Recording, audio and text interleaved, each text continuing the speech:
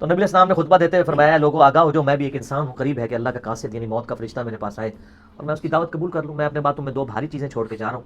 ان میں سے پہلی چیز اللہ کی کتاب ہے.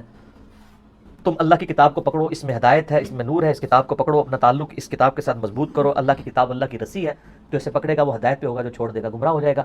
اور دوسری بھاری چیز میرے اہل بیت ہیں. میں اپنے اہل بیت کے معاملے میں تمہیں اللہ کا خوف دلاتا ہوں، اللہ کا خوف دلاتا ہوں. 3 دفعہ فرمایا کہ اللہ کا خوف دلاتا ہوں. ہم تو دونوں کو اپنی اپنی جگہ صحیح سمجھتے ہیں، لیکن اس میں تمسک جو ہے وہ قرآن سے ہی کرنا ہے، اہل بیت کے ساتھ اس نے شروع کرنا.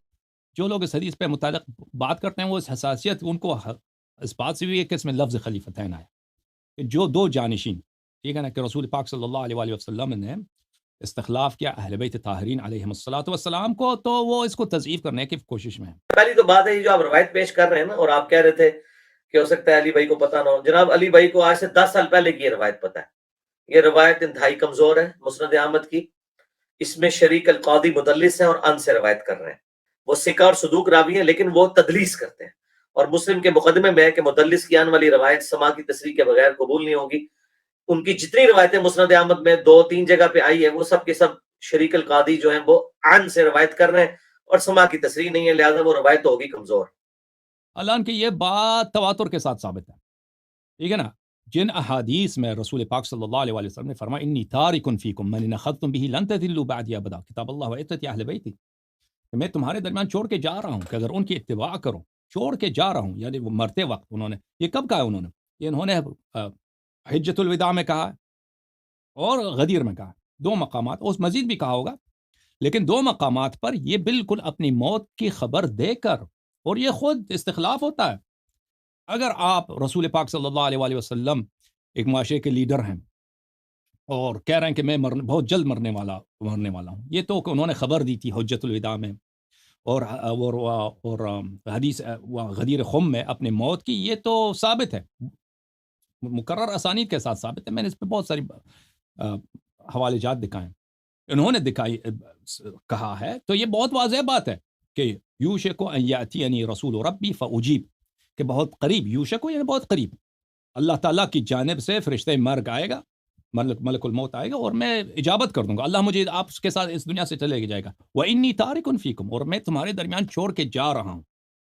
یہ خود لفظ انی تارکن فیکم یا انی ترکت فیکم، پھر فرمایا اگر ان کی اتباع کرو گے تو کبھی گمراہ نہ ہو جاؤ گے. اور یہ ابھی میں نے اس کے کچھ 4-5 لیکچر دیے تھے اسی موضوع حدیث ثقلین پر، وہ کامل نہیں ہوئے. اس میں بہت سارے مزید میرے اسانید رہتے ہیں کہ میں نے ان کو بیان کرنا تھا، مجھے موقع نہیں ملا، میں بیان کر دیتا آپ کی خدمت میں. تو اس میں سے جو ترمذی کی جو روایت ہے، اور یہ بھی صحیح ہے، یعنی یہ اس کے اسانید بہت زیادہ ہیں. اب اس کے اسانید کیسے زیادہ ہیں تو اس کو آپ کو دیکھنا پڑے گا. میرے جو تقریرات ابھی ہوئی ہیں حدیث ثقلین پر اور جو ہوں گے انشاءاللہ تبارک و تعالی.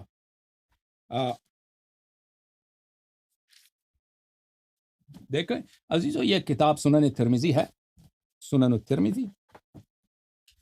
یہ شیعوں کی بہت اہم کتاب ہے. ہم نے پیسے دے کر اس مصنف کو، ابھی عیسیٰ محمد بن سورہ ترمذی، اس کو رشوت دے کے یہ حدیث میں شامل کرائیے. یہ کتاب چھپی ہے سنہ 1429 میں دارالفکر بیروت میں. ملاحظہ فرمائی یہاں پر کتاب المناقب عن رسول اللہ صلی اللہ علیہ وآلہ وسلم، باب اہل بیت النبی صلی اللہ علیہ وآلہ وسلم، مناقب اہل بیت علیہ السلام. اور یہاں پہ کسی بھی زوجے کی منقبت نہیں ہے، تو ان کے نزدیک بھی زوجہ اہل بیت علیہ السلام سے نہیں ہے. ابھی علی الحسن بھائی کو میں لکھاتا ہوں، میں نے فل پیج کر دیا اس لیے تاکہ یہ حدیث نظر آ جائے. اچھا، یہاں پر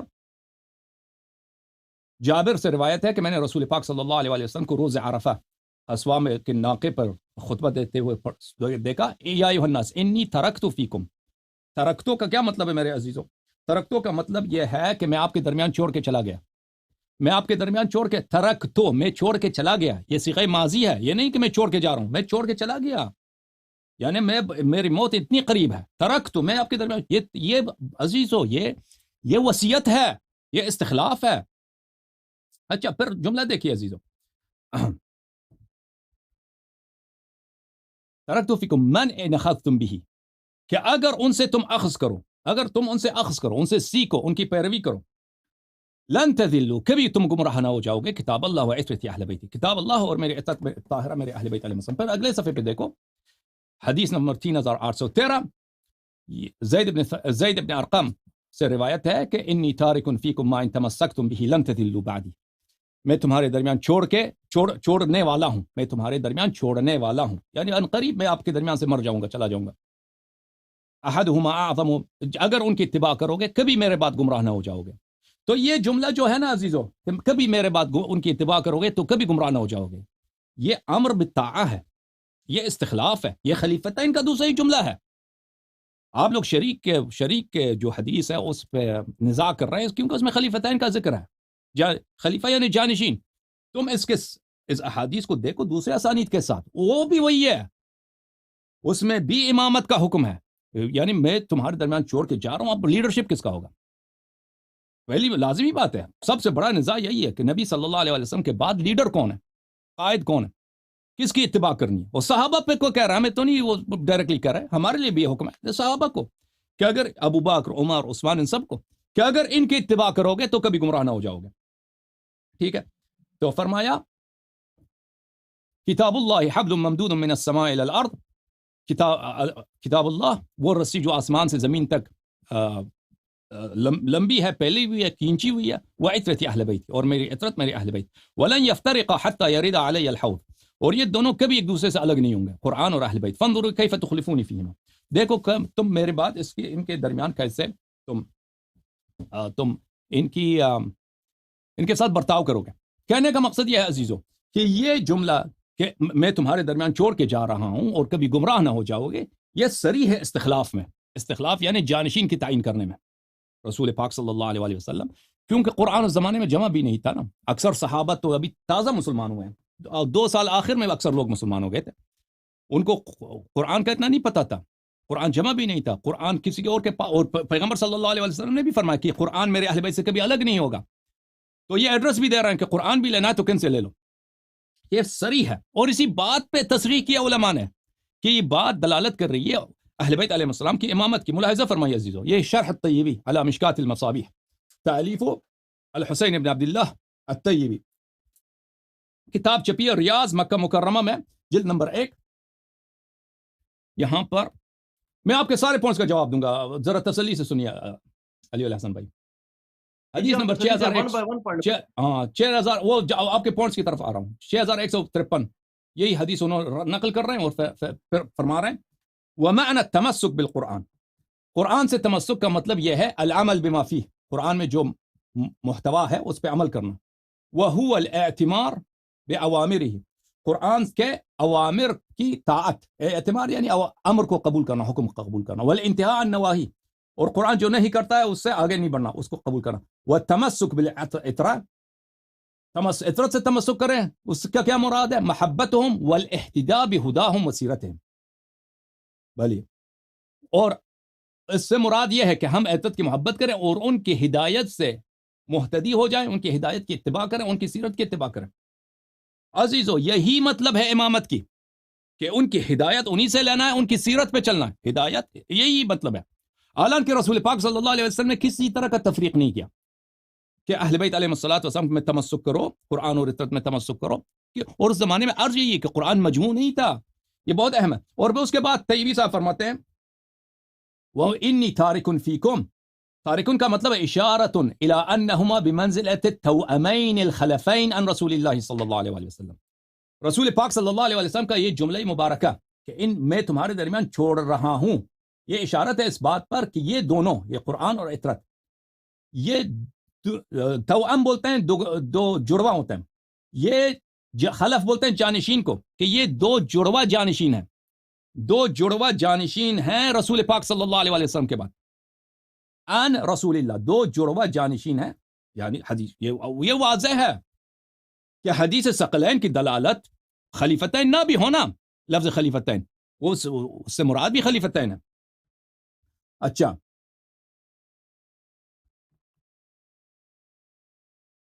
میں آپ کو ایک اور اعتراف دکھاتا ہوں، یہ کتاب الصواعق المحرقہ علی اہل الرفض، صواعق محرقہ جو ابن حجر الحیتمی المکی نے شیعوں پر رد کے لیے لکھا ہے، جزء اول چاپ دار الوطن، یہاں پر صفحہ نمبر 439 میں وفی روایت صحیحہ، صحیح روایت میں تصحیح بھی کیا انہوں نے، یہ خود محدث ہیں، हैतमी मक्की मुहद्दिस है, रिवायत सही में आया इन्नी तारिकुन फीकुम अमरैन लन तदिल्लु इन तबअतमुहुमा, मैं तुम्हारे दरमियान दो चीजें छोड़ के जा रहा हूं, अगर उनकी ताअत करो, उनकी इत्तिबा करोगे तो कभी गुमराह ना होगे। वो किताबुल्लाह व इतरती, किताब और मेरे अहले बैत इतरती। अच्छा, वलहासिल, फिर उसके बाद कहते हैं अच्छा, अन अल-हथ वक़अ अला तमस्सुक बिल-किताब व-सुन्नह व बिल-उलमाई बिहिमा मिन अहल बैत अलैहिमुस्सलाम। रसूल पाक सल्लल्लाहु अलैहि वसल्लम ने ताकीद किया कि तुम तमस्सुक करो किताब पर और सुन्नत पर और वो उलमा जो अहल बैत अलैहिमुस्सलातु वस्सलाम से। किन से अफवन, माफ कीजिए, किन ये मैंने सफ़ा दिखाया था ना, नजर आया आपको? सवाक मोहरे नजर आया आपको? जी जी। अच्छा, उलमा अहले बैत अलैहिमुस्सलातु वस्सलाम की तमस्सुक करना, यानी बात सुनना, ताअत करना। किसको कहा? सहाबा को कहा है। उलमा अहले बैत उस जमाने में कौन थे? अमीरुल मोमिनीन अलैहिस्सलातु वस्सलाम, और कौन था? ठीक है ना। और उसके बाद हर जमाने में उलमा अहले बैत अलैहिस्सलाम होंगे जिनकी ताअत करना लाजिम होगा। फिर उसके बाद हैतमी साहब अगले सफ़े में फरमाते हैं सुम्मा अलम, सुम्मा अलम, यकीन करो, इस बात को जानो, इन्नल हदीस तमस्सुक बिज़ालिका, इन्न लिहदीस तमस्सुक बिज़ालिका तुरुक़न कसीरतन वरदत अन 29 सहाबियन। इस तमस्सुक की हदीस जो है, इसकी तुरुक़ बहुत ज्यादा है, 20 से ज्यादा सहाबी से मरवी है। ठीक है ना, 20 से ज्यादा मरवी है। बाज़ में है कि हुज्जतुल विदा में अरफा में कहा है, और दूसरे में है कि मदीना में मरज़ुल मौत में कहा है, और तीसरे में है कि गदीर खुम में कहा है। ठीक है ना अजीजों, तो बहरहाल इस्तिखलाफ साबित है, चाहे लफ्ज खलीफतैन हो या ना हो, इस्तिखलाफ साबित है। अब आते हैं इस बात की तरफ कि शरीक ने किससे रिवायत किया? रुकैन से। शरीक ने रुकैन से रिवायत किया है अजीजों, और मुदल्लस है। हाँ जी, दिखाते हैं ये हदीस। हाँ, ये हदीस इब्न अबी शैबा ने अपने मुस्नद में भी रिवायत किया और अपने मुसन्नफ में भी रिवायत किया है, और बहुत सारे उलमा ने इसकी तस्हीह किया, बहुत सारे उलमा मुहद्दिसीन ने इसकी तस्हीह किया। मुलाहिज़ा फरमाए मुस्नद इब्न अबी शैबा, ये मैंने बहुत साल पहले निकाले थे, इस्तखराज किए थे, जुज़ अव्वल छाप दारुल वतन। यहाँ पे मुलाहिज़ा फरमाइए, हद्दथना अबू दाऊद उमर इब्न सईद अन शरीक अन रुकैन अन अल-क़ासिम इब्न हसन अन ज़ैद इब्न थाबित इन्नी तरक्तु फ़ीकुम अल-खलीफ़तैन कामिलतैन किताब अल्लाह व इत्तती व अन्नहुमा ला यफ्तरिक़ा हत्ता यरिद अलैहि अल-हौज़। इस किताब के मुसन्निफ मुहक़्क़िक़, हदीस नंबर 135, इस्नादु ज़ईफ़ व हुवा सहीह, ये हदीस सही है, इस्नाद इसकी ज़ईफ़ है लेकिन इसकी ये हदीस है सही। अच्छा, ज़ाफ़ का वजह भी नहीं बताता क्यों ज़ईफ़ है। वदक भले हैसमी ने ज़वाइद में कहा है कि अहमद से रिवायत की और क़ाल इस्नादु जय्यद, क़ुल्तु वल हदीसु सहीह लहु शवाहिद उन्ज़ुर सिलसिलत अस्सहीह लिल-अलबानी। अच्छा, इसका मुहक़्क़िक़ कौन है? इस किताब का मुहक़्क़िक़ है शेख आदिल इब्न यूसुफ अल-ग़ज़्ज़ावी। ग़ज़्ज़ावी साहब कोई वही है, कोई वहाबी है, मौलवी हैं उन्होंने। अच्छा, अब शरीक के मुतालिक कहा कि ये सिक्का है, ये क्या है? ये मुदल्लिस है। तदलीस किसको बोलते हैं अज़ीज़ों? तदलीस लुगत में तदलीस बोलते हैं फ्रॉड को, फ्रेब को। किसी को फ्रेब दे देना उसको तदलीस बोलते हैं। तो पुराने ज़माने में यह होता था, देखें अजीज़, के रसूल पाक सल्लल्लाहु अलैहि वसल्लम के बाद सहाबा थे, सहाबा के बाद ताबीईन आया, और ताबीईन के दौर के अवाखिर में और ताबीईन के दौर के बाद यह सिलसिला शुरू हुआ कि लोग दूर दराज इलाके से आते थे आलिम बनने के लिए। क्या उस ज़माने में आलिम बनना है, सदर अव्वल में आलिम बनता था तो कोई कुरान सीखता था, यानी सन 15 हिजरी में, 20 हिजरी में, उस ज़माने में कुरान सीखना ही बड़ी बात। लेकिन बाद में यह था कि हमने आलिम बनना है तो सुन्नत जमा करना, तो लोग आते थे दूर दराज इलाकों से कि ताबीईन से कमतर ताबीईन से, उनसे हदीस हम सुन लें और लिख दें और हिफ्ज़ करें, तो उनसे वो सीखने के लिए आते थे। तो उस ज़माने में यह था कि बाज़ लोग ऐसे थे कि उन्होंने किसी शख्स से हदीस नहीं सुनी है या किसी शख्स से हदीस सुनी है, अगर वो शख्स जिससे हदीस सुनी है वो गैर मरगूब है, यानी किसी लिहाज से लोग उसको पसंद नहीं करते, तो उसको छुपाते हैं कि भाई वो हदीस जिस शख्स से वाक़न उसने सुनी है, उसको मतलब लोग मुखातबीन जो है उसको पसंद नहीं करते किसी वजह से, तो उसको छुपाते थे भाई, उसका खुनिया जिक्र करते थे ताकि पता ना चले कि मैंने ये हदीस कहाँ से नकल कर रहा हूँ। और सुनने वाले को पता नहीं चलता था कि इसने किससे नकल की, क्योंकि उसने अगर नाम तो नहीं लिया, उसने कुनिया ले लिया। अबू अहमद मसलन कह दिया, अबू अहमद दुनिया में बहुत, किस अबू अहमद से अक्सर लोगों को पता नहीं होता था। یا مثلا کسی شخص سے نہیں سنا ہے یہ ظاہر کرنے کے لیے میں نے اس سے سنا ہے. تو فراڈ کرتے تھے نا کہ مثلا فرض کریں اس نے کسی معروف عالم سے نہیں سنا، یہ کسی اور سے سنا ہے، تو پھر اس کا دونوں کا کنیہ ایک ہے تو اس کے کنیے سے نقل کرتے تھے، یا صرف لفظ ان کہتے تھے، ان فلانن، ان فلانن. مثلا بیچ میں ایک آدمی آتا ہے نا، بھی اس آدمی کو ذکر نہیں کرتے کہ میں روایت کرتا ہوں فلانی سے. اب وہ نہیں کہہ رہا کہ اس سے تو ڈائریکٹلی تو میں نے نہیں سنا، بیچ میں ایک آدمی ہے. تو یہ اس طرح کا فراڈ ہوتا تھا. یہ اس کو کہتے تھے مدلس، اس کو تدلیس بولتے ہیں. یہ اکثر تدلیس اسی طرح ہوتا تھا کہ سند میں تدلیس کرتے تھے، سند میں تدلیس کرتے تھے. اچھا، اور یہ مدلسین بہت زیادہ تھے اس زمانے میں، اکثر لوگ تدلیس کرتے تھے. میں آپ کو دکھاؤں یہاں پہ تدلیس کے متعلق شعبہ کا قول ملاحظہ فرمائیں. یہ کتاب ہے الکمال فی اسماء الرجال، الکمال فی اسماء الرجال، حافظ المقدسی کی کتاب ہے، اور یہ تہذیب الکمال کا اصل یہی ہے.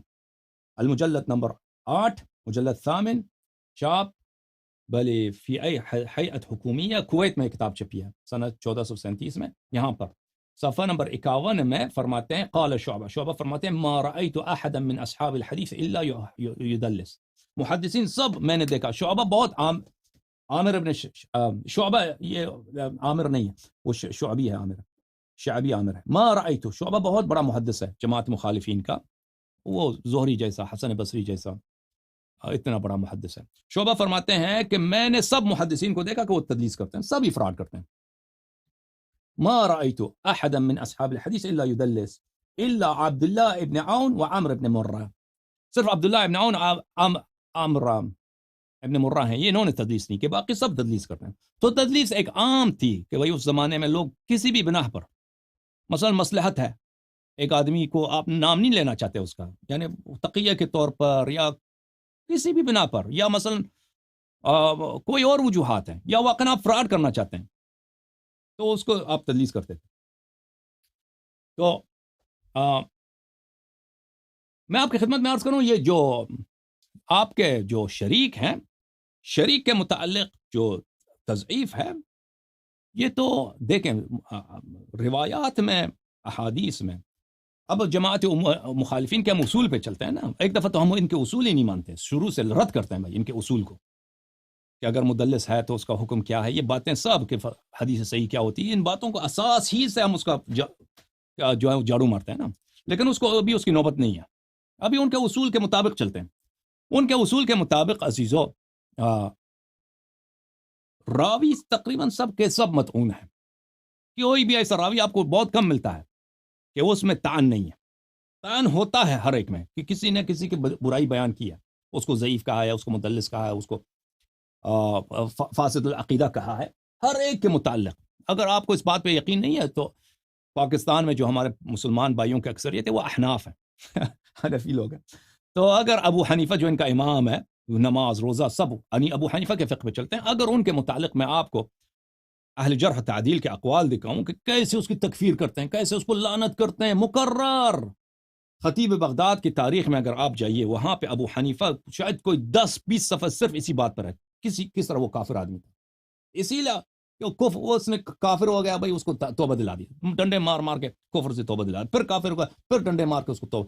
کس طرح وہ بھائی جاہل آدمی ہے. وہ اتنے اگر محدثین کے اقوال آپ نے ماننے نا، تو دنیا میں ایک شخص بھی وہ اس کو نہیں ہونا چاہیے حنفی نہیں ہونی چاہیے. کیوں بھول گئے بھائی؟ حنفی ہیں سب، مذہب حنفی، وہاں پہ بھول جاتے ہیں کہ ابو حنیفہ کے تو انہوں نے باعث سے ڈنڈی مار کے تکفیر کر دی نہیں لوگوں نے. تو لیکن سارا دین اسی سے لیتے ہو، سب حلال و حرام ابو حنیفہ کے فتوے پہ چلتے ہو، حالانکہ اس کی تکفیر تو بہت واضح ہے، اور اس کی تضعیف اور اس کی جو ہے مذمت بہت برے الفاظ میں. تو کہنے کا مقصد یہ ہے کہ ہر راوی پہ ہاتھ رکھے نا. بخاری میں نے عرض کیا اس کی تکفیر کی گئی تھی، وہ کفر ہی کے چاہے اس کے اپنے استاد میں محمد ابن یحییٰ الذہلی، ظاہراً اس کا نام ہے، نیشابور سے، اسی لیے اس کو نکالا تھا، کفر کا فتویٰ لگا کے اس کو نکالا تھا. تو یہ سب ان میں طعن ہے.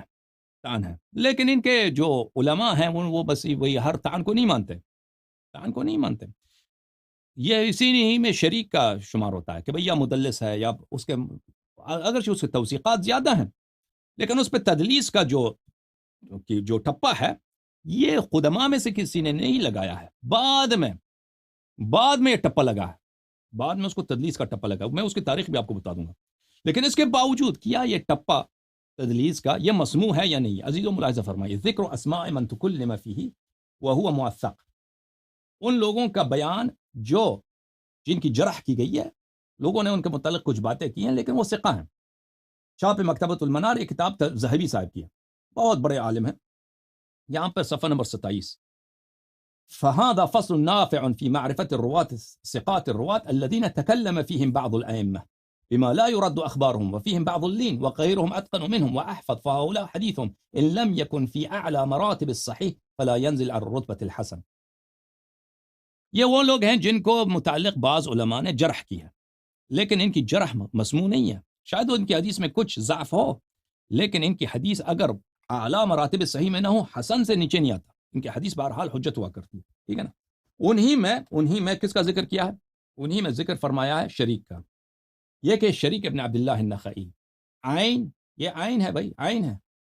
بخاری نے بھی اس کی روایت کی ہے، مسلم نے بھی روایت کی، لیکن مسلم نے متابعہ کیا اس کی حدیث، یعنی شواہد کے طور پہ لایا، تابع کے طور پہ لایا، لیکن بخاری نے اصول میں اس کی روایت کی ہے۔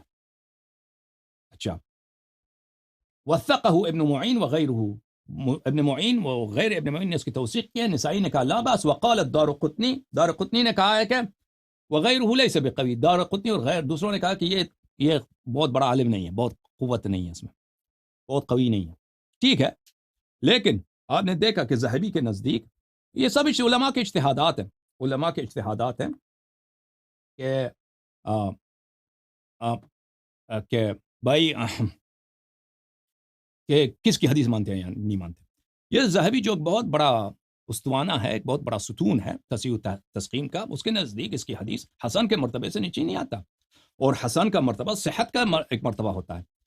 ملاحظہ فرمائیے عزیزو، اور پھر یہ بخاری کا راوی ہے، بخاری نے اس کی حدیث نقل کی۔ یہ کتاب الموقظہ فی علم مصطلح الحدیث تالیف الذہبی، یہاں پر وہ فرماتے ہیں کہ اگر کوئی شخص فإن خرج حدیث هذا في الصحیحین فهو موثق بذلك، کسی شخص کی حدیث اگر صحیحین میں نکالا جائے، بھلے وہ اس کی حدیث صحیح ہوتی ہے، یہی خود صحیحین نے اس کی حدیث روایت کی، بخاری یا مسلم نے روایت کی ہے، تو وہ صحیح ہوتا ہے۔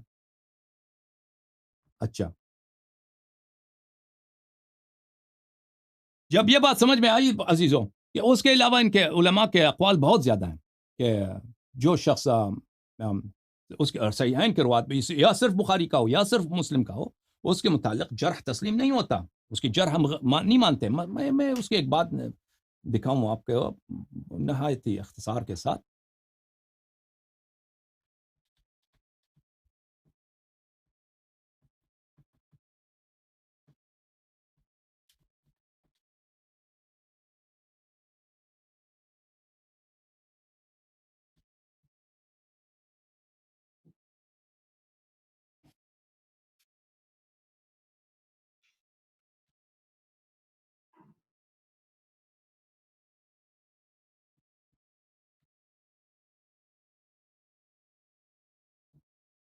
یہ کتاب ہے نزہۃ النظر فی توضیح نخبۃ الفکر تالیف ابن حجر العسقلانی۔ یہاں پر ملاحظہ فرمائیے، مراتب الصحیح بحب مصدرہ، بخاری مسلم جو ہے، یہ پہلے تو بخاری صحیح ہے پھر مسلم، وقد حصل ورواتهما قد حصل الاتفاق على القول بتعدیلهم، ہمارا اجماع ہے کہ سب بخاری مسلم کے سب روات عادل ہیں، سب عدول ہیں۔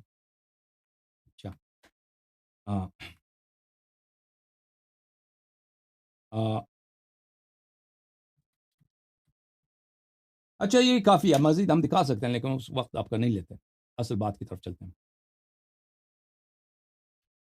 اچھا، شریک ابن عبداللہ النخعی جو ہیں ان کے متعلق کہ یہ مدلس ہیں عزیزو، یہ کتاب ہے تہذیب الکمال فی اسماء الرجال المجلد الثانی عشر، چھاپ مؤسسۃ الرسالہ، یہ کتاب چھپی ہے سنہ 1413 میں۔ یہاں پہ ملاحظہ فرمائیے کہ صفحہ نمبر 468 میں شریک ابن عبداللہ ابن ابی شریک کی بات چل رہی ہے۔ وروا، اس نے روایت کی ہے حبیب ابن زید الانصاری، حبیب ابن ابی ثابت، یہ میں نے ہائی لائٹ کرنا تھا، حبیب ابن ابی ثابت، یہ اس نے حبیب ابن ابی ثابت سے بھی روایت کی ہے اچھا اس کے علاوہ والرکین ابن الربیع، رکین ابن ربیع سے بھی اس کی روایت ہے، بخاری میں، ابو داؤد میں اور نسائی میں. اور مزے کی بات یہ ہے کہ اس کے بہت سارے روایات ہیں. ابھی میں کبھی وقت ہوا تو میں اس روایت کا استخراج کروں گا. میں نے اس کی روایت دیکھی ہے کتاب سنن ابی داؤد 43 میں وغیرہ میں، من کان ذا لسانین یا ذا وجہین، اس طرح کی حدیث ہے. اچھا جو شخص اس کی منافق ہوتا ہے دو چہرے، اس کی حدیث یہ منفرد اس نے روایت کی اس الفاظ کے ساتھ، یہ کہیں سے نقل نہیں ہوئی ہے. اور اس نے وہ بھی معنعن ہے، حدیث ہے شریک کی ان الرکین، رکین سے، اور اس کے علماء نے تصحیح کیا. اس طرح بہت سارے دوسرے روایات ہیں. شریک نے رکین سے انانے کے ساتھ روایت کی. پرانے زمانے میں بہت سارے لوگ ان کہتے تھے کیونکہ وقت بچانے کے لیے، اختصار کے لیے. وہ ہمیشہ اس لیے نہیں ہوتا کہ وہ تدلیس کرتے تھے. اور پھر یہ کتاب تہذیب الکمال میں ہم اس کے متعلق جو اقوال ہیں عزیزوں، یہ اقوال ہیں شریک کے لیے، اس میں میں نے بہت نظر دوڑایا ہے. اس میں مجھے نہیں نظر آیا کہ کسی نے کہا کہ یہ مدلس ہے. اس کے متعلق اختلاط کا ہے کہ یہ آخر عمر میں مختلط ہو گیا تھا. اچھا حافظہ اس کا کمزور ہو گیا، لیکن تدلیس کا میں نے نہیں دیکھا کسی نے تدلیس کیا ہو. تدلیس کا ہمیں پتہ ہے بعد میں تدلیس علماء نے اس پہ تدلیس کا جرح لگایا. اچھا اس کی تدلیس کی کیا حکم ہے؟ دیکھیں تدلیس تو بہت سارے علماء کرتے ہیں، مدلسین تو بہت ہیں جن کے متعلق تدلیس کا ٹپا ہے. وہ آپ نے شعبہ کا قول دیکھا نا کہ سب تدلیس کرتے ہیں سوائے 2 آدمی کے، سب تدلیس کرتے ہیں. اس نے کہہ دیا یہ جو مدلس حضرات ہیں اس کی تدلیس کا حکم کیا ہے. سب مدلسین کا یہ متعلق یہ نہیں ہے عزیزو کہ ہر جو شخص مدلس ہوتا ہے اس کی روایت مقبول نہیں ہوتی. یہ کتاب طبقات المدلسین، یہ اس کا دوسرا جو نام ہے تعریف اہل التقدیس بمراتب الموصوفین بالتدلیس، تعریف الحافظ ابن حجر العسقلانی. یہ بہت ہی اہم کتاب ہے اور مصنف اس کی بھی بہت بڑے پائے کے محقق ہے ابن حجر. کتاب چپی ہے شارع الفاروق حمان میں. یہاں پہ ملاحظہ فرمائیے عزیزو، یہاں پر یہ اپنے مقدمے میں حافظ ابن حجر کیا فرماتے ہیں صفحہ نمبر 13 میں. کہتے ہیں کہ مدلسین کے مختلف اصناف ہیں، سب مدلس ایک جیسے نہیں ہوتے ہیں. من لم یوصف بذلك الا نادرا کیحیی بن سعید الانصاری. کہتے ہیں کہ ایسے روات ہیں جو بہت ہی کم لوگوں نے کہا کہ یہ مدلس ہے، اور یہ یحییٰ بن سعید جیسے. الثانیہ دوسرا اسے من احتمل الائمہ تدلیسہ. دوسرے یہ ہیں کہ ایسے لوگ ہیں جن کی علماء نے احتمال دیا کہ مدلس ہوں. وَأَخْرَجُوا لَهُ فِي الصَّحِيحِ لِإِمَامَتِهِ وَقِلَّةِ تَدْلِيسِهِ. اور لیکن ان کے احادیث علماء نے اخراج کیا، اعتبار کیا ہے کیونکہ وہ کم تدلیس کرتے تھے. فی جنب ما روا، ان کے روایات میں تدلیس بہت کم ہے. کالثوری، سفیان الثوری، او کان لا يدلس على الا عن ثقة كابن عیینہ. مثلا سفیان ابن ثوری یا سفیان ابن عیینہ، یہ بخاری مسلم کے اکابر میں سے ہیں. بخاری مسلم کے اکابر ایک احادیث، اگر ان کے سفیان ابن عیینہ اور سفیان ثوری کے احادیث نکال دیں بخاری مسلم اور کتب اربعہ سے، وہ حدیث سے ختم ہو جائے، کہاں حدیث بچے گی ان کے پاس. کہتے ہیں مدلسین کا دوسرا طبقہ وہ ہے کہ ان کے متعلق احتمال دیا گیا ہے کہ مدلس ہے، لیکن ان کی احادیث ہمیں قبول ہے، سفیان ثوری کی طرح اور سفیان ابن عیینہ کی طرح. اچھا یہ 2 طبقے ذکر کیا. پھر تیسرا طبقہ جو ہے، تیسرا جو صنف ہے مدلسین کا، من اکثر من التدلیس، جو بہت تدلیس کرتے ہیں، فراڈ ان کے حدیث میں زیادہ ہوتا ہے. فلم يحتج الائمة من احادیثهم الا بما صرحوا فيه بالسماع. یہ وہ علماء ہیں جن کی حدیث علماء نہیں مانتے مگر کہ وہ تصریح کر دے سماع. پھر 3 طبقات بن گئے، 3 اصناف بن گئے. اس طرح نہیں ہے کہ مدلس ہر مدلس جو ہے جس کے متعلق آپ کہہ دیں مدلس، اس کی حدیث اگر سماع کی تصریح نہ ہو تو نہیں مانتے. یہ ان کے اپنے اصول پہ چل رہے ہیں. ان اصولوں کا ان اصولوں کا جھاڑو مارنا چاہے نا بہت آسان ہے، لیکن ابھی اس پہ نظر نہیں کرتے. چلے مان لیتے ہیں، لیکن یہ ان کے اصول ہیں. اچھا پھر آتے ہیں، پھر 3 طبقات بنا دیا. پھر انہی 3 طبقات کے اسماء ذکر کرتے ہیں. المرتبۃ الاولی، پہلے مرتبے میں حافظ ابن حجر کہتے ہیں اس میں 30 لوگ ہیں پہلے طبقے میں جن کی تدلیس بہت کم ہے. دوسرے طبقے میں، دوسرے صنف میں، المرتبہ وعدتهم 33 نفسا، اس میں 33 افراد ہیں جو دوسرے طبقے میں، جیسے سفیان ثوری ہے، سفیان ابن عیینہ ہے، جن کی احادیث میں تدلیس بہت کم ہے. اور ان کے احادیث ائمہ مانتے ہیں، علماء مانتے ہیں. اچھا انہی کے میں نمبر 30 جو ہے نا، انہی ذکر میں صفحہ نمبر 23 میں ذکر کرتے ہیں اس میں شریک ابن عبداللہ النخعی دوسرے طبقے میں ذکر کرتے ہیں. مشہور بہت مشہور آدمی ہے. کان من الاثبات، بہت ہی ثقہ، اسبات میں سے، یعنی بہت ثقات میں سے. ولما ولی القضاء تغیر حفظه، جب یہ قاضی بنے تھے کوفے میں، یہ اصل میں ان کی ولادت جو ہے بخارا میں سنہ 95 میں ان کی ولادت ہے. اور یہ ان کا جد جو ہے نا کربلا میں امام حسین علیہ السلام کے قاتلین میں سے. سنان ہے نا ایک خولی سنان، جو امام حسین علیہ السلام کے قاتلین میں سے. اس کا دادا جو تھا کربلا میں شریک تھا وہاں پہ امام حسین علیہ السلام کے قتل میں. یہ جب قاضی بنا تو اس کا حافظہ کمزور ہو. وَكَانَ يَتَبَرَّأُ مِنَ التَّدْلِيسِ، حافظ ابن حجر کہتے ہیں یہ برات کرتے تھے تدلیس سے. یہ تدلیس سے بلند ہیں. ان کے متعلق کہا گیا کہ تدلیس کرتے تھے، لیکن ان کی جو ہے وہ تدلیس سے یہ بالا تر ہیں. وَنَسَبَهُ عبد الحق فی الاحکام فی التدلیس. عبد الحق ایک فقی ہیں، عبد الحق الاشبیلی، کتاب ہے ان کا الاحکام الشرعیہ، شاید حنبلی یا مالکی اس طرح ان کا کتاب. عبد الحق الاشبیلی ان کی وفات ہے، وہ سنہ 600 کے لگ بھگ ان کی وفات ہے. انہوں نے اس کو نسبت دی ہے. یہ جو شریک ہیں ان کی وفات ہے سنہ 177 کو یا 175 اس طرح بھی مجھے جو یاد آتا ہے. یہ جس نے اس کو تدلیس کی طرف نسبت دی ہے وہ کب کس سنے کا؟ سنہ 600 کا آدمی ہے. وَسَبَقَهُ إِلَى وَصْفِهِ بِذَلِكَ دارقطنی. دارقطنی نے بھی کہا کہ یہ تدلیس کرتا ہے. دارقطنی بھی 300 کے بعد ہے، اس کا معاصر نہیں ہے. یعنی تہذیب الکلام میں جو لوگ اس کے معاصر تھے، جو لوگ یا قریب العہد تھے، احمد بن حنبل ہیں یا یحییٰ بن معین ہیں، انہوں نے توثیق کیا. انہوں نے اس کو نہیں کہا کہ یہ مدلس تھے. بعد میں اس کو تدلیس کا ٹپا اس پہ لگ گیا. جو اصل تدلیس کا ٹپا بھی ہے نا، یہ ثابت نہیں ہے. اور ابن حجر کا صریح قول یہی ہے کہ یتبرع من التدلیس، یہ تدلیس سے متعلق تدلیس جو ہے یہ تدلیس سے بالاتر ہے. اچھا، یہ کتاب جامع التحصیل فی احکام المراسیل، تعلیف الحافظ العلائی، حافظ علائی صاحب کی کتاب ہے. یہ صفحہ نمبر 107 میں فرماتے ہیں، ملاحظہ فرمائیے. شریک ابن عبداللہ النخعی القاضی کوفی ولیس تدلیسہ بالکثیر.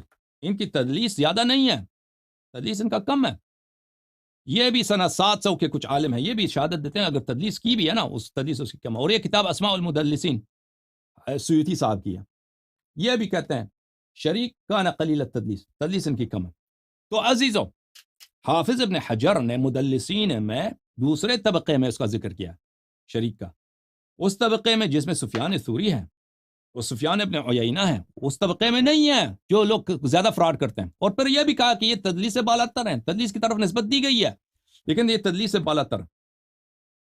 تب جب یہ ثابت ہوا عزیزو، تو آپ کا پہلا جو پوائنٹ ہے نا، یہ مدلس تھے، یہ مدلس تھے. یہ آپ کا پہلا پوائنٹ اس سے چلا گیا بھائی. یہ اگر تدلیس کی بھی ہو نا تو دوسرے بھی ہیں انہی کے طبقے کے لوگ، انہی کے صنف کے لوگ جو تدلیس کرتے تھے، لیکن ان کے حدیث لوگ مانتے ہیں. ان کی تدلیس کی وجہ سے ان کے احادیث رد نہیں ہوتی.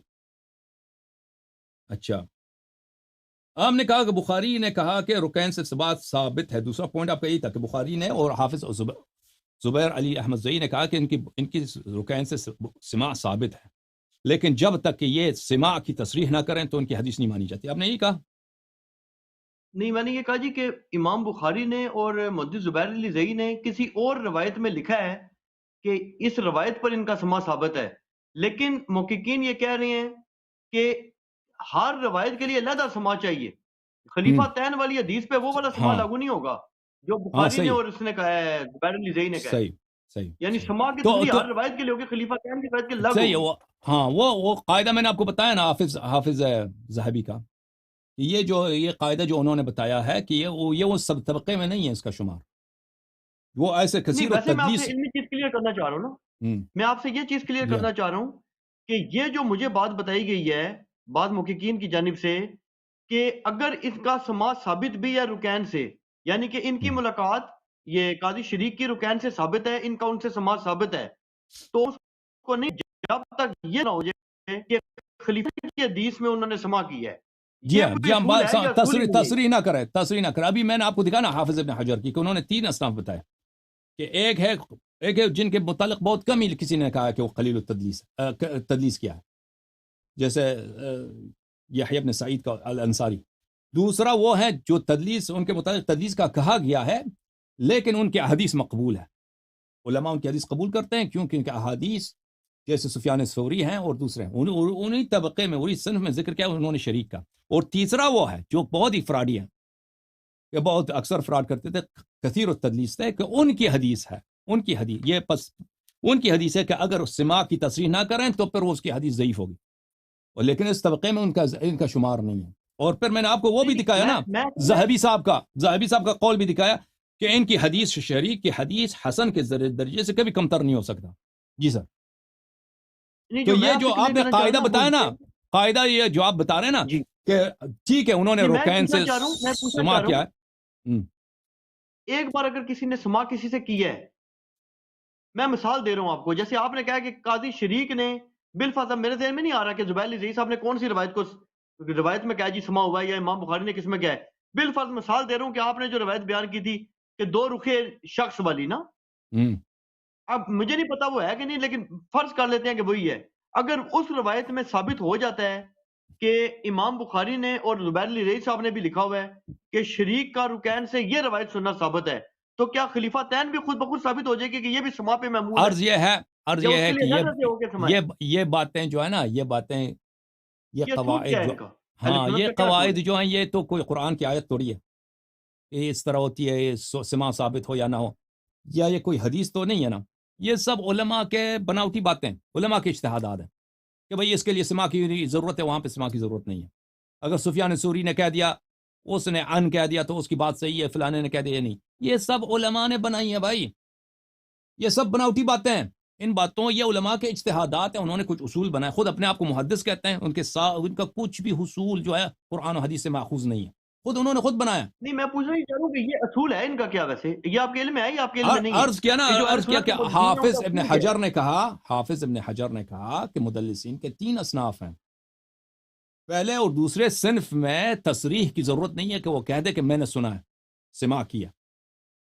صرف تیسرا صنف جو ہے جو کثیر التدلیس ہے، جو غیر معتبر لوگ ہیں، اگر وہ کہتے ہیں کہ بھئی ان فلان ان کہتے ہیں، تو وہ جب تک وہ تصریح نہ کرے کہ حدثنا فلان، ہم اس کی بات نہیں مانیں گے، تصریح نہیں کریں گے حدیث کی. وہ کثیر التدلیس کے لیے یہ جو باتیں ہیں نا عزیز، یہ سب علماء نے بنائی ہیں. علماء کسی وقت اس بات کو چینج کر سکتے ہیں کیونکہ یہ قرآن کی آیت تو نہیں ہے. کوئی حدیث پسند نہ آئے تو نیا صحیح قاعدہ مسلم بنا کا دیں. جو مقدمہ ہے نا، صحیح مسلم کا حوالہ دیتے ہیں نا، جو دوسرا طبقہ ہے نا جو یہ طبقات کو نہیں مانتا نا، جیسے زبیر علی رئی صاحب بھی نہیں مانتے ہاں تھے، بالکل صحیح ان کے مسلم شاگرد میں بھی نہیں حدیث مانتے، تو معانن. وہ کہتے ہیں جی کہ امام مسلم کہتے ہیں کہ مدلس کی سما کی تصریح کے بغیر روایت قبول نہیں ہے. اب میں آپ سے یہ کلیئر کرنا چاہ رہا ہوں کہ یہ تو ان کے موقف کلیئر ہے نا، وہ اس طبقے کے حوالے سے بات کر رہا ہوں کہ وہ یہ کہتے ہیں جی کہ امام مسلم کو ہم فالو کرتے ہیں اس مسئلے میں کہ مدلس کی ان والی روایت قبول نہیں ہے. لیکن کیا امام مسلم کا یہ موقف ہے کہ مثال کے طور پہ اگر میں یہ کہتا ہوں میں حسن اللہ یاری سے میں نے فلان روایت، یہ بات جو سنی وہ اللہ یاری سے بے شک کہہ رہے گی کہ حسن اللہ نے کوئی اور بات سنی تھی. اس میں کیا اصول ہے؟ کیا الگ الگ دیکھیں سما کی تصریح ہوگی، یا ایک بندے کی دوسرے سے سما کی اگر کس میں کام چل، یہ میں کرنا چاہ رہا ہوں. جو تو اوقات والا مسئلہ وہ دیکھیں تو دوسری الگ ہے. پہلی بات ہے کہ آپ جو ہے تدلیس ثابت کریں نا، کہ اب ایک شخص آتا ہے 200 سال کے بعد، 150 سال کے بعد ایک شخص کے کہتا ہے فلانی مدلس ہے. اس کی بات کہاں سے حجت بن گئی بھائی؟ اس کے معاصرین نے کیوں نہیں؟ پہلی بات تو یہ ٹپا ثابت کریں نا کہ شریک مدلس ہے. پہلی بات تو یہ ثابت کریں، کیوں یحییٰ ابن معین نے کیوں نہیں کہا؟ جن لوگوں نے اس کی ملاقات کی ہے، جن لوگوں کو اس کے زمانے میں رہتے تھے، علی ابن المدینی نے کیوں نہیں کہا؟ علی ابن المدائنی نے کیوں کہا؟ احمد بن حنبل نے کیوں نہیں کہا یہ مدلس ہے؟ بعد میں کئی 100 سال کے بعد لوگ کہتے ہیں فلانی مدلس ہے. وہ دارقطنی والی بھی کہا ہے نا کہ حافظ ابن حجر نے کہا کہ دارقطنی نے کہا کہ یہ مدلس ہے. وہ بھی میں نے اس کے کتاب علل میں مجھے نظر نہیں آیا، شاید اس نے کہا ہو لیکن مجھے نظر نہیں آیا کہ اس نے کہا ہو. ٹھیک ہے نا، یہ تو بعد میں لوگوں نے کہا، پہلے تو مدلس ہونا اس کو ثابت کریں. ٹھیک ہے نا. پھر اگر یہ بات ہے جو آپ پوچھ رہے ہیں نا، مسلم کا جو قاعدہ ہے، مسلم جو کہہ رہا حجت حدیث المعنن، مسلم کا یہ فرمان ہے میرے بھائی وہ یہ ہے صحیح مسلم میں حجیت حدیث المعنعن، حدیث معنعن حجت ہے. باب صحت الاحتجاج بالحدیث المعنعن، حدیث معنعن حجت ہے. یہ کہ اسانید میں لوگ تعان کرتے ہیں یہ قول مخترع مستحدث غیر مسبوق صاحبہ الیہ ولا مساعد له من اہل العلم.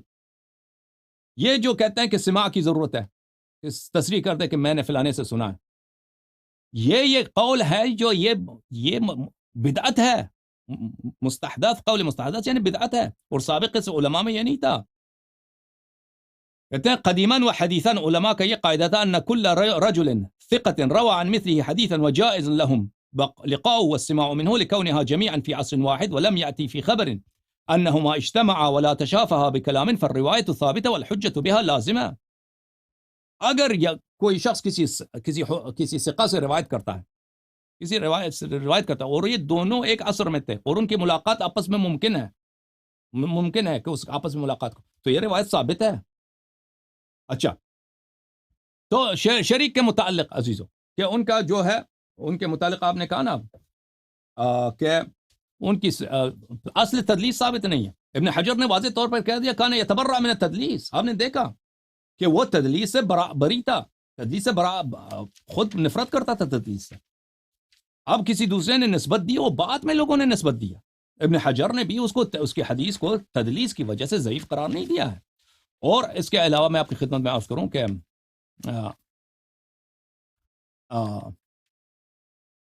حافظ ذہبی نے بھی اس کی حدیث کو یہی فرمایا کہ اس کی حدیث حسن کے درجے سے کمتر نہیں ہے. اچھا آپ کہتے ہیں وہ اختلاط، اس کی حدیث میں اختلاط، یہ مختلط تھا، اس کے حافظہ کمزور ہے. بھائی اپنے ایک شخص ہے اس کا آخر زندگی میں اس کا حافظہ کمزور ہو گیا.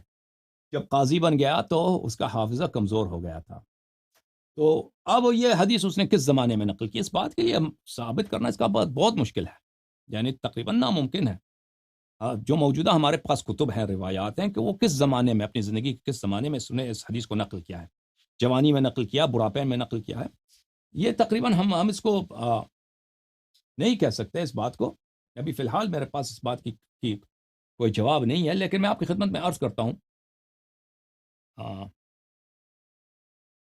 کہ اس حدیث کو آپ کے اکابر نے اپنی کتب میں اس حدیث کے انہوں نے کیا ہے، محققین نے، جو بڑے بڑے محقق ہیں، انہوں نے ان کے اس حدیث کے متعلق ان کے اقوال کیا ہیں. یہ کتاب فضائل الصحابہ لأحمد بن حنبل، شاپ دار ابن الجوزی، اور اس کتاب کے محقق ہیں وسیع اللہ ابن محمد عباس، اور یہ الاستاذ المشارک بجامعۃ ام القری بمکہ المکرمہ. یہ مکہ مکرمہ میں جامعۃ الام القری میں یہ حدیث کے پروفیسر ہیں، حدیث کے استاد ہیں. ٹھیک ہے. اور ادھر سعودی عرب میں آپ کو پتہ ہے کہ حدیث بہت، وہ سب اہل حدیث ہیں اور بہت ان کی ہوتی ہے، بہت تحقیق کرتے ہیں حدیث پر. یہاں پر ملاحظہ فرمائیے، اسی حدیث کو نقل کرتا ہے وہ حدیث نمبر 1032، انی تارک فیکم خلیفتین. شریک نے رکین سے روایت کیا، اور اس کے متعلق فرماتے ہیں اسناد حسن لغیر، اس کے اسناد حسن ہے لغیری. اور اس کی وجہ ضعف کس لیے بولتے ہیں؟ شریک سیء الحفظ لیکن لہو شواہد، کیونکہ شریک جو ہے اس کی حفظ اچھی نہیں کہتا کہ مدلس ہے، نہیں، اس کی حفظ جو ہے اس کی حفظ صحیح نہیں ہے. لیکن ہم نے عرض کیا آپ کی خدمت میں کہ یہ بخاری کے روات میں سے ہے. صحیح الحفظ تم کہتے ہو، لیکن بخاری کے روات کے متعلق تم خود کہتے ہو کہ من اخرج له الشیخان فقد جاز القنطرہ.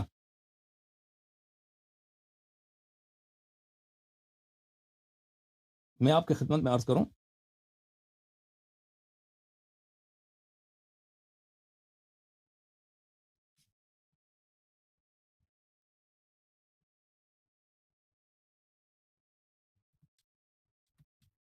یہ کتاب ہے الاقتراح فی بیان الاصطلاح تعلیف ابن دقیق العید. ابن دقیق العید بھی بہت بڑے محدث تھے، چاپ دار العلوم. یہاں پر فی معرفت الثقات من الروات، ثقہ راوی کی کہاں سے ہم پتہ چلے کہ یہ ثقہ ہے. اس کے کئی طریقے ہیں، اس میں سے ایک طریق ہے تخریج الشیخین او احدہما فی الصحیح للراوی محتجین بھی، کہ بخاری یا مسلم اس کی حدیث نقل کریں.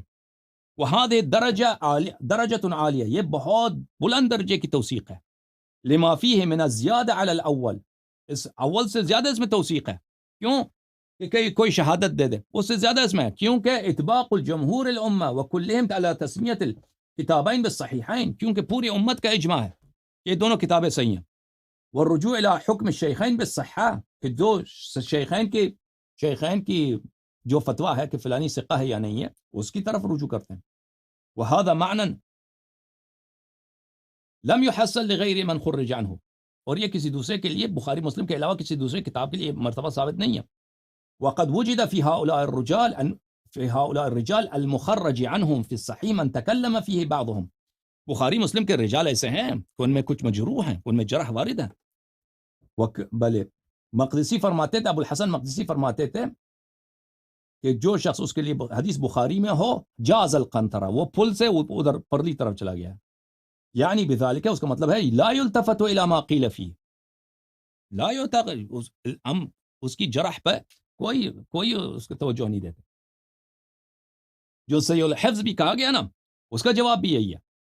صحیح الحفظ کا کہ یہ بخاری نے اس کے حدیث روایت کی ہے, اور یہ رجال کیونکہ رجال بخاری میں سے ہے, اس کے متعلق کوئی جرح قبول نہیں ہے. یہ کتاب المسند لأحمد بن حنبل, یہ شعیب الارناؤوط جو کٹر وہابی ہیں اس کی ہے تصحیح ہے, تحقیق ہے. جز خامس و 35واں مجلد, یہاں پہ ملاحظہ فرمائیے صفحہ نمبر 456.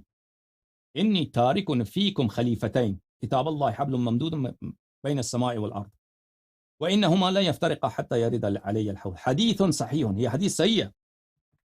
دون قوله وانہما لا یفترقا حتی یرد علی الحوض, کہتا ہے حتی یرد علی الحوض یہ صحیح نہیں ہے, باقی سب صحیح ہے, باقی سب صحیح ہے. اور وہ کس لیے صحیح نہیں ہے؟ بلے لسوء حفظ الشریک, کیونکہ شریک کا حافظہ صحیح نہیں, حافظہ صحیح نہیں ہے, اس لیے ہم کہتے ہیں کہ یہ حدیث جو ہے کیا ہے, ضعیف ہے. فی نفسہ کیا ہے یہ قسمت اس کا, یہ حصہ لا یفترقا, کیونکہ شریک صحیح الحفظ ہے. وہ بھی نہیں کہتا کہ اس لیے کہ مدلس ہے.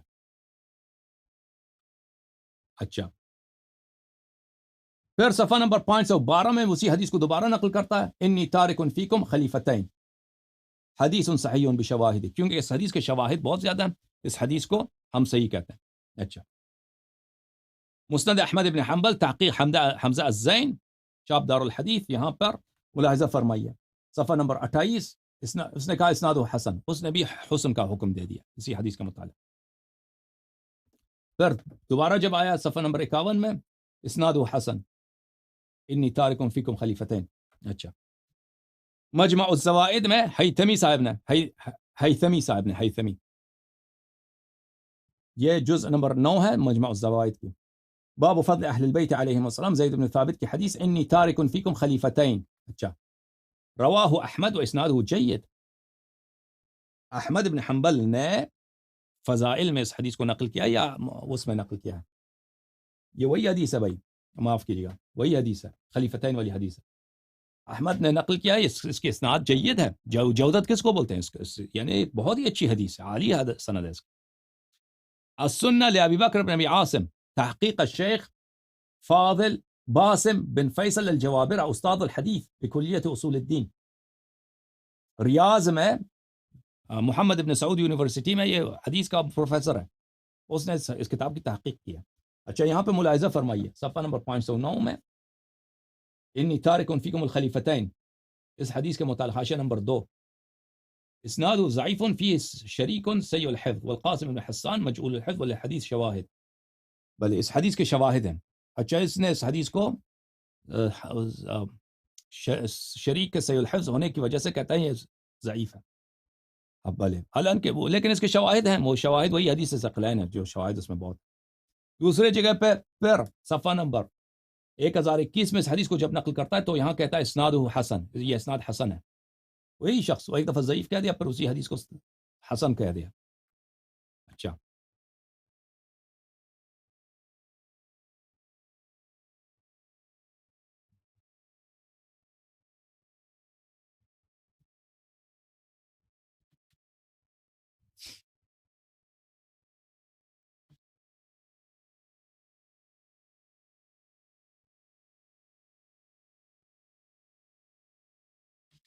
یہ کتاب ہے عزیزوں المعجم الکبیر، اس تحقیق احمد عبد المجید السلفی صاحب کی، جز نمبر 5۔ یہاں پہ ان کا دیکھیں 4921 حدیث انی ترکت فیکم خلیفتین، ٹھیک ہے، اس کے ذیل میں فرماتے ہیں سلفی صاحب فرماتے ہیں، یہ سب مطالب میں نے بہت سال پہلے نکالے تھے۔ اچھا اچھا مجمع الزوائد میں ایتمی نے کہا رواہ احمد و اسناد جید، بلی وقال فی المجمع رواہ الطبرانی فی الکبیر ورجال ثقات۔ یہ میں نے نہیں دیکھا، مجمع الزوائد میں حیتمی نے کہا، طبرانی نے کہا، کبیر میں نقل کیا، معجم الکبیر میں اس کے رجال ثقات ہیں۔ وقال شیخنا فی الصحیحہ، البانی نے صحیحہ میں یہ کہا ہے سلسلۃ الاحادیث صحیحہ، واسناد هذا اسناد حسن، اس کے اسناد حسن ہے، البانی نے بھی یہ کہا۔ اچھا یہ ملاحظہ فرمائیے، الجامع الصغیر تحقیق البانی کی ہے، شاب المکتب الاسلامی المجلد الاول، یہاں پہ ملاحظہ فرمائیے صفحہ نمبر 482، انی تارک فیکم خلیفتین کتاب اللہ وعزت اہل بیتی، اس نے کہا صحیح، البانی نے تصحیح کیا اس کو۔ المعجم کون سی ہے؟ المعجم الصغیر میں، جو اس کی معجم الصغیر ہے، الجامع الصغیر جو اس کی ہے، سیوطی کی ہے، اس کو کہا ہے کہ یہ صحیح ہے، البانی نے اس کی تصحیح کیا۔ ہاں یہ مجموع الزوائد آ گیا، مجموع الزوائد جزء اول، شاب دار الفکر، میں نے نکالا تھا اس کو۔ ہاں وعن زید بن ثابت انی ترکت فیکم خلیفتین رواہ الطبرانی فی الکبیر ورجالہ ثقات، طبرانی نے نقل کیا، اس کے رجال سب ثقہ ہیں۔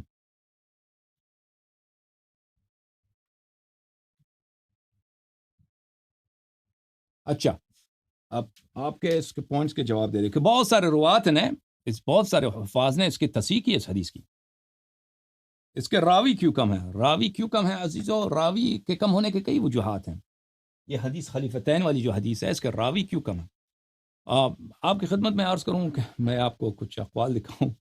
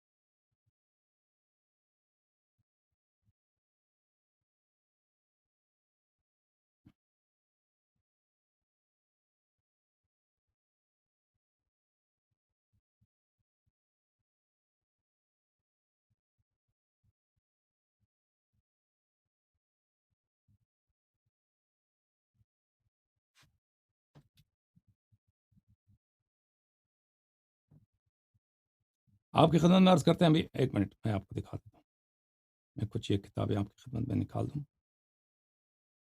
ٹھیک ہے دیکھیں یہ کیونکہ یہ حدیث بہت حساس ہے، جیسے حدیث ثقلین حساس ہے، یہ بھی حساس ہے کہ اس میں خلیفتین کی تصریح ہے، حالانکہ حدیث ثقلین میں بھی خلافت کی تصریح ہے۔ یہ ایک ایسا زمانہ گزرا ہے محدثین پر کہ اس زمانے میں بہت سختی ہوتی تھی، جو شخص اہل بیت علیہ الصلوۃ والسلام کے متعلق حدیث نہیں نقل کر سکتے تھے۔ تو اس بات کے بہت سارے دلائل ہیں، میں آپ کو کچھ باتیں دکھاتا ہوں۔ یہ کتاب تہذیب الکمال فی اسماء الرجال تالیف المزی، جز نمبر 6۔ یہاں پہ ملاحظہ فرمائیے کہ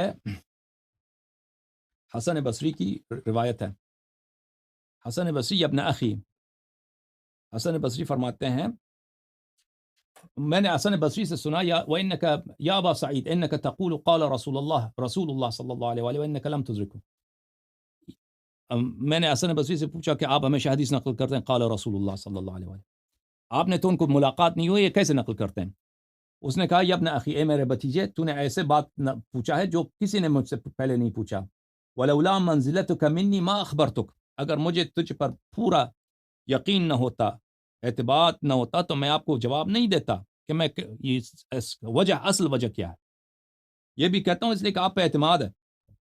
انی فی زمان کما ترى، انی فی زمان کما ترى میں ایک ایسے زمانے میں رہتا ہوں کہ تجھے خود حالات کا پتہ ہے. وکان فی عمل الحجاج، وہ حجاج کے زمانے میں رہتا تھا. کل شیء سمعتنی اقول قال رسول اللہ صلی اللہ علیہ وآلہ فهو عن علی بن ابی طالب علیہ السلام.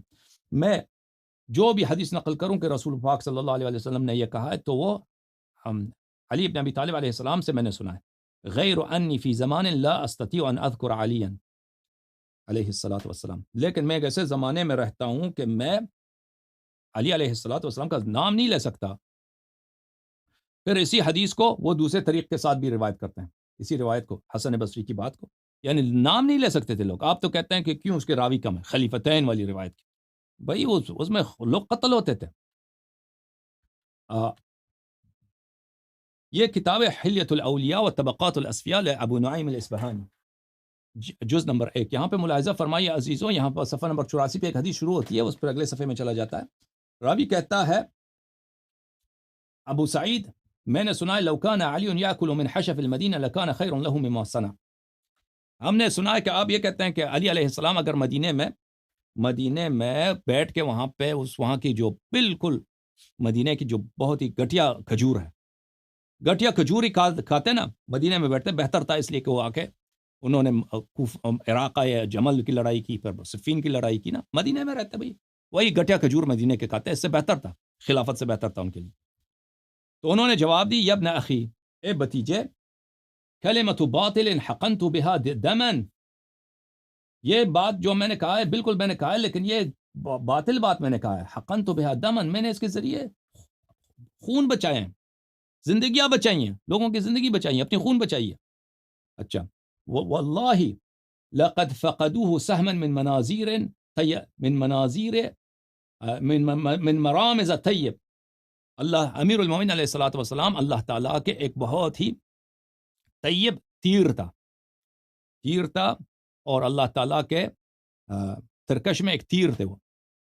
ولیس بسروق لمال اللہ، وہ مال اللہ کے سارق نہیں تھے. ولا بنعومۃ عن امر اللہ، اللہ کے حکم میں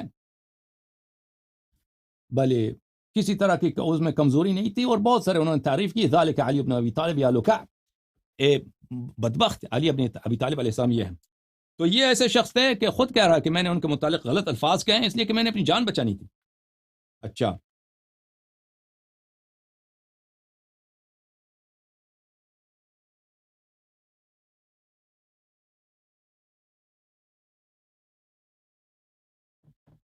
یہ کتاب ہے عزیزو تذکرۃ الحفاظ، حافظ ذہبی کی تذکرۃ الحفاظ، یہ جلد نمبر 3 ہے. یہاں پہ ملاحظہ فرمائیے ابن السقا کی، الحافظ الامام محدث واسط ابو محمد عبداللہ ابن محمد ابن عثمان الواسطی. یہ واسط عراق میں ایک شہر ہے، اپنے زمانے کا، اپنے شہر کا سب سے بڑا محدث تھا، محدث واسط. اچھا، اس کے ساتھ کیا ہوا، اس نے واتفق انه املا حدیث الطیر فلم تحتمله نفوسهم، اس نے حدیث الطیر کی، حدیث الطیر کون سی حدیث ہے، یہ حدیث الطیر جو ہے یہاں پہ آیا ہے، کتاب سنن ترمذی میں ہے، اللہم ایتینی بأحب خلقک الیک، حدیث الطیر.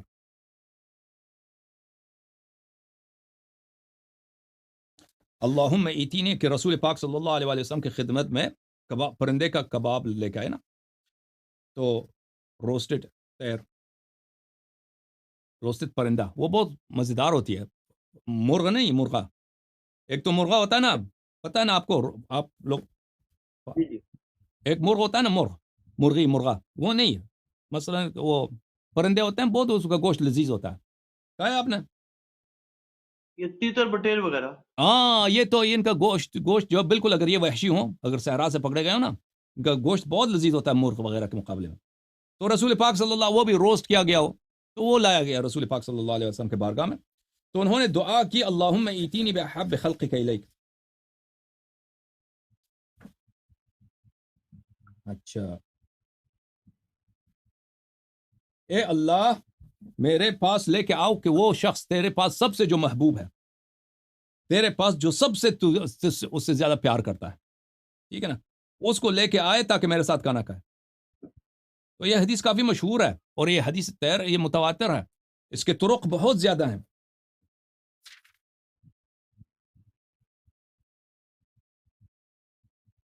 یہ ہے کتاب ہے ترمذی عزیزوں، سنن ترمذی، سنن ترمذی شاپ دار الفکر، یہ حدیث متواتر ہے، صحیح ہے، دار الفکر بیروت۔ یہاں پہ ملاحظہ فرمائیے، باب مناقب سید المسلمین علیہ السلام، باب مناقب سید المسلمین علیہ السلام، اس میں کئی آگے جا کر صفحہ نمبر 1063 میں حدیث نمبر ہے 3742، انس بن مالک کان عند النبی طیرون، نبی صلی اللہ علیہ وسلم کے پاس ایک پرندہ تھا، کھانے کے لیے، کھانے کے لیے ایک پرندہ تھا،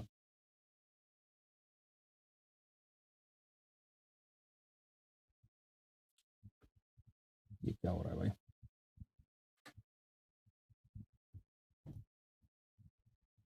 کھانے کے لیے پرندہ تھا، اللہم فرمایا، اللہم ایتینی بحب خلقک الی یاکل معی ھذا الطیر، اے اللہ تیرا جو سب سے پیارا ہے، سب سے محبوب بندہ ہے، اس کو لے کے آئے تاکہ میرے ساتھ کھانا کھائے، فجاء علی علیہ السلام فاکل معه، تو پتہ یہ چلا کہ اللہ کے نزدیک اس کے پاس سب سے زیادہ جو محبوب ہے، جس سے اللہ پیار کرتا ہے، وہ کون ہے؟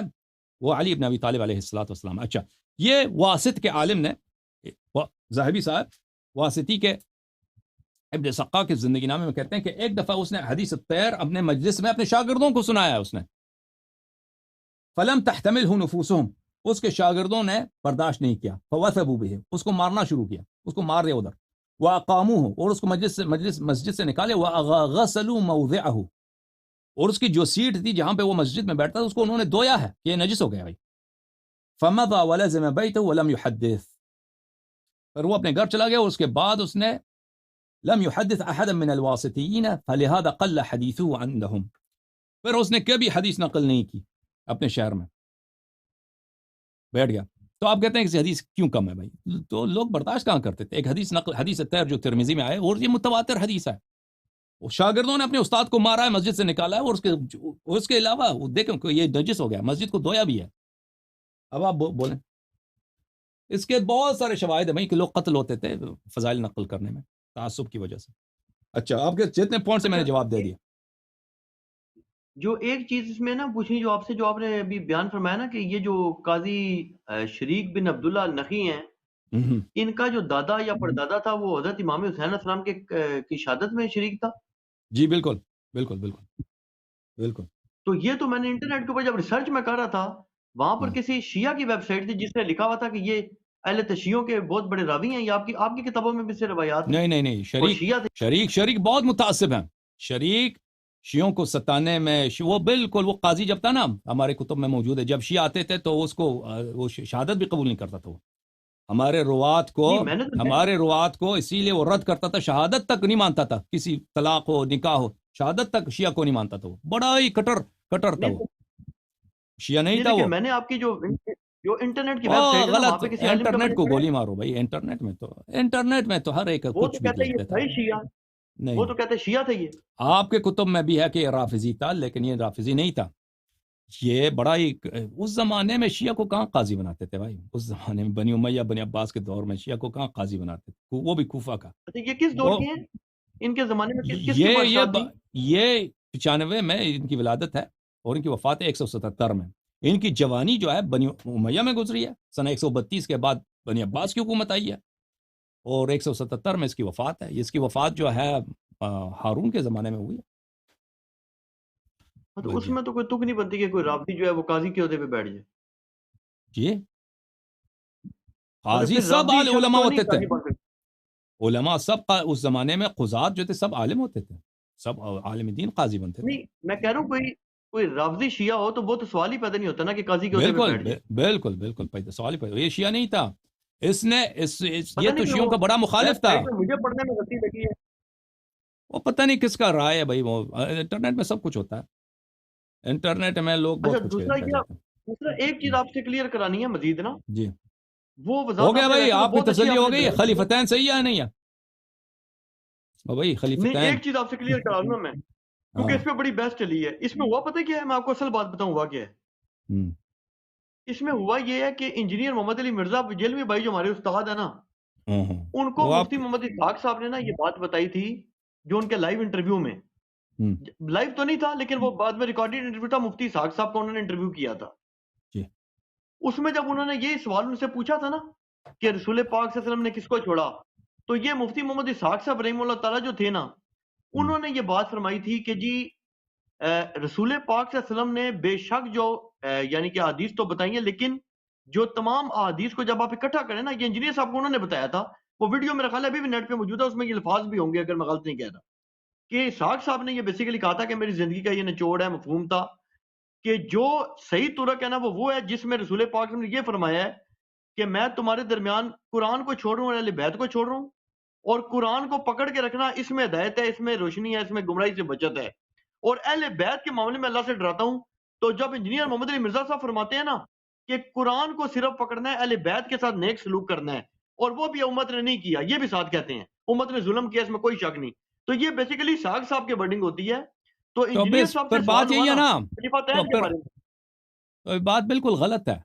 پہلی بات یہ احادیث کے خلاف ہے، نہیں میں نے میں آپ احادیث کا میں نص گزارش آپ کو کر رہا دکھایا۔ ہوں، ہاں بتائیں بولتے جائیں، نہیں وہ ہوا ایسا بولتے نا جائیں۔ کہ انجینئر صاحب سے نا کسی نے کہا، انجینئر ہوں، صاحب سے کسی نے سوال پوچھا کہ جی حدیث تو بالکل کلیئر ہے کہ اس میں تو دو خلیفے کا ذکر ہے، ہوں، تو انجینئر صاحب نے پہلے یہ بات فرمائی کہ جی یہ جو روایت ہے نا اس میں شریک القاضی ہے، انہوں نے کہا جی آپ کے علم میں نہیں ہے، انجینئر صاحب نے کہا جی اس روایت کو میں 10-12 سال سے جانتا ہوں، میرے سے کوئی ڈکی چھپی روایت نہیں ہے، لیکن یہ روایت ضعیف ہے۔ انہوں نے کہا جی کیوں ضعیف ہے؟ انہوں نے کہا جی اس میں شریک القاضی مدلس ہے، روایت کر رہا ہے ان سے سما کی تصریح نہیں ہے۔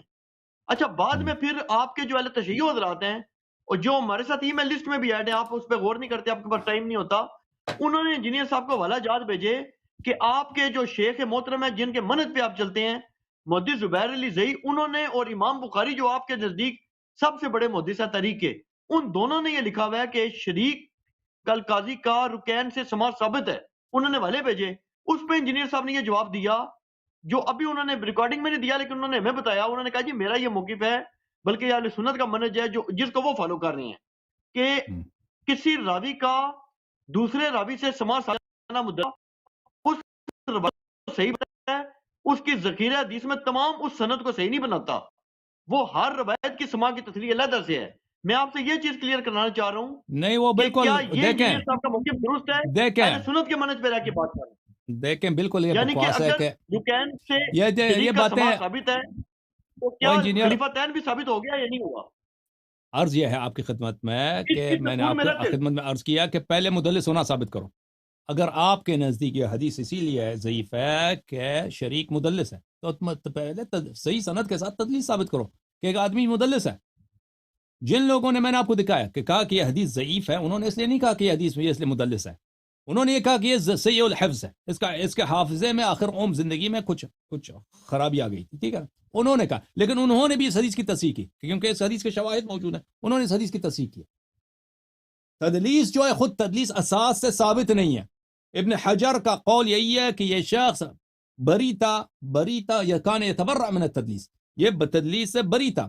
ابن حجر نے بھی، میں نے کہہ دیا کئی دفعہ آپ کو کہہ دیا، تدلیس والا معاملہ بالکل چھوڑ دیں، اس کو کیا معلوم انجینئر کو، تدلیس والا معاملہ جو ہے وہ صحیح بات نہیں ہے۔ ابن حجر اگر وہ اس کا رتبہ جو ہے ان لوگوں کے صنف میں ہے جو سفیان ثوری جیسے ہیں، سفیان ابن عیینہ ہیں، وہ بھی تدلیس پہ ٹپا ہے ان کا، لیکن کوئی ان کے حدیث کو تدلیس کی وجہ سے رد نہیں کرتا۔ وہ ابن حجر کا آپ نے فتویٰ دے دیا، اور اجازت دیں پھر آپ نے اس کا دیکھا، ذہبی کی بات دیکھی، اور پھر آپ نے دیکھا البانی نے اس حدیث کی تصحیح کی ہے۔ پھر اس کے علاوہ میں آپ کی خدمت میں عرض کروں کہ اس حدیث کی شواہد جو ہیں، پھر وہ بات جو آپ نے اس سے نقل کیا محمد اسحاق صاحب نے، کہ محمد اسحاق نے کہا کہ صرف انہوں نے قرآن کو جانشین بنایا ہے اور پھر اہل بیت علیہ السلام کو نہیں بنایا ہے، صرف کہا اہل بیت کے ساتھ اچھا رویہ کرو، تو یہ احادیث کے خلاف ہے۔ احادیث میں تصریح ہے کہ قرآن اور اہل بیت علیہ السلام کی اتباع کا حکم دیا ہے۔ اب تعصب کی وجہ ہے، بات ہے تعصب کی، کہ اگر آپ حقیقت مان لیں، جو ہی آپ نے مان لیا حدیث ثقلین، تو پھر ابو بکر اور عمر اور عثمان کی خلافت تو چلی گئی، سب خلفاء کی خلافت چلی گئی، باطل ہو گئی، اور وہ دشمن خدا بن گئے۔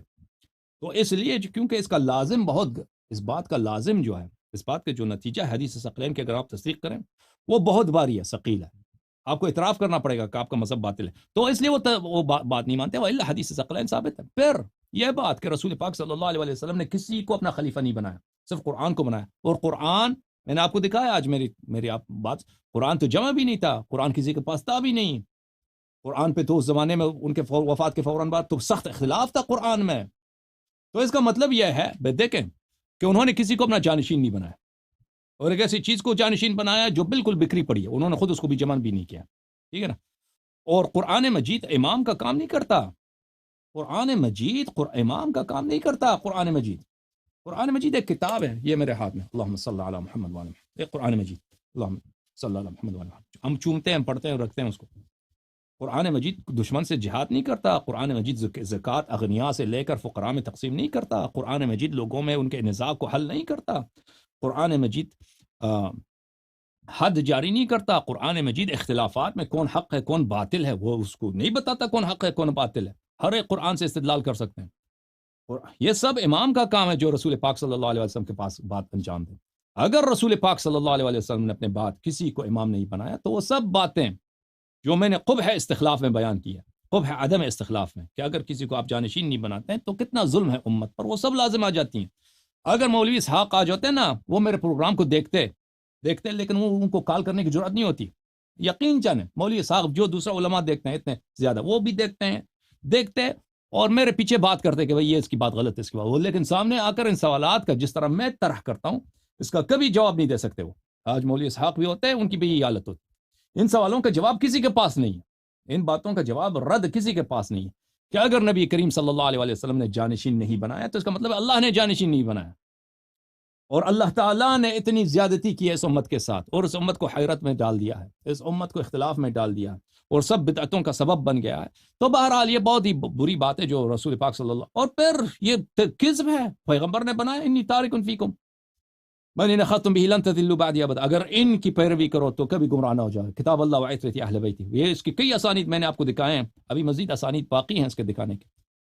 اوکے، تو یہ دیکھیں، یہ مسئلہ بہت باری ہے عزیزو کہ کوئی شخص اعتراف کرے کہ بھئی میرا طریقہ باطل ہے، اور تسلیم ہو جائے کہ نہیں، اعتراف کرے کہ بھئی میں جس طریقے سے آ رہا ہوں وہ باطل ہے، دلیل حجت برہان کسی اور بات کو ثابت کرے، یہ بہت مشکل کام ہے. لوگوں نے بھئی کتنے لوگوں نے انبیاء علیہ السلام سے لڑائی کیا، تو محمد علی مرزا صاحب اس بات کا اعتراف نہیں کرنا چاہتے. ان کے دل میں صحابہ کے لیے محبت ہے، ابو بکر عمر کے لیے محبت ہے، اور وہ دلیل کچھ بھی نہیں ہے، صرف ایک تعصب کے بنا پر وہ حقیقت کو نہیں دیکھنا چاہتے، حقیقت کو تسلیم نہیں کرنا چاہتے، صرف وجہ یہی ہے. انشاءاللہ وَإِلَّا اگر ہوتا نا، تو اگر دلیل ہوتی تو ادھر بہت سارے لوگ آ جاتے، کہتے کہ حدیث ثقلین ادھر یہ نہیں ہے، اس کی دلالت یہ نہیں، ہم پہ الزام لگاتے، بات کرتے، آنے والا کوئی بھی نہیں. بہرحال محمد علی الحسن صاحب، بہت شکریہ آپ کا، بہت مہربانی، آپ بہت نوازش، آپ جزاک اللہ. خدا آپ کو عزت دے. مہربانی. تھینک یو سر، بہت مہربانی. اوکے میرے بھائیو، ہم نے اعلان کیا تھا کہ ہم 3 گھنٹے بات کریں گے، 1.5 گھنٹے بات کریں گے، اب 3 گھنٹے ہو گئے، بلکہ 4 گھنٹے ہو گئے ہمارے پروگرام کو. ہم تو تک گئے بھائی، بات کرتے کرتے تک گئے. جماعت مخالفین کیوں نہیں آتے سامنے؟ جماعت مخالفین کہاں ہیں؟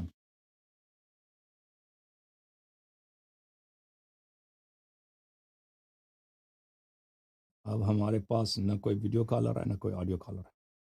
اوکے، حدیث خلیفتین ثابت ہو گئی نہیں ہو گئی بھائی؟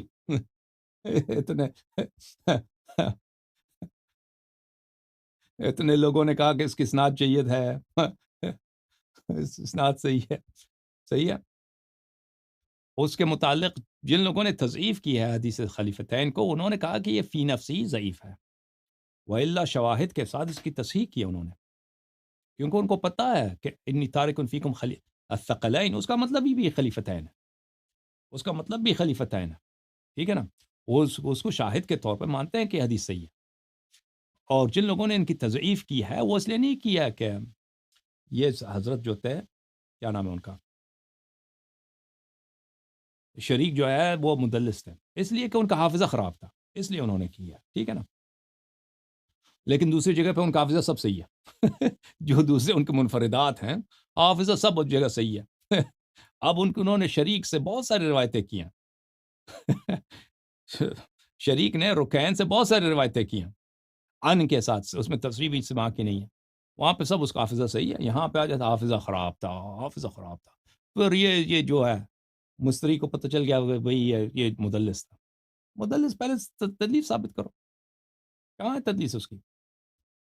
ہم نے دیکھا تہذیب الکمال میں, تہذیب الکمال میں تو ہمیں نظر نہیں آیا ادھر. اگر کوئی ثابت کرے تو اچھی بات ہے, ہم دیکھ لیں گے, لیکن ہمیں ثابت ہوا, ہم پہ نظر نہیں آیا کسی نے کہا کہ یہ مدلس ہے.